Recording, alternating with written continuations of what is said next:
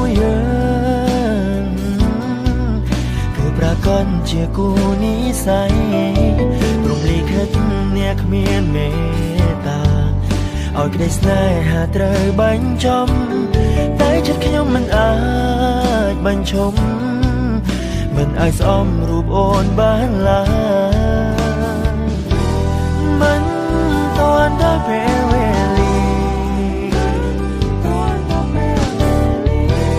ពុំវាក៏ចាចេញទៅ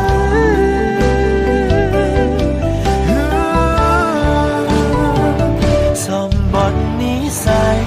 រលាយក្តីស្នេហ៍យើងហើយអូនអើយមិនអាចបកក្រោយវាហួងអងហើយត្រាត្រឲ្យបងមិនអាចបំភ្លេច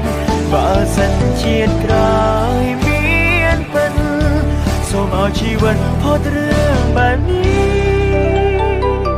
កុំឲ្យជូរចត់ផុតរឿងកំសត់សម្បត្តិនិស័យ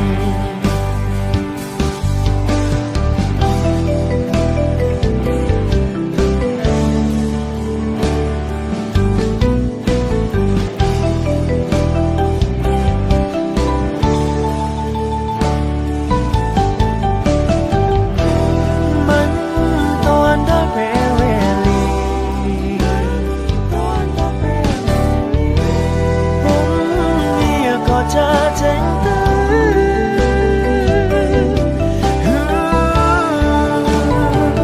សម្បត្តិនិស័យរលាយក្តីស្នេហ៍យើងហើយអូនអើយមិនអាចបកក្រោយ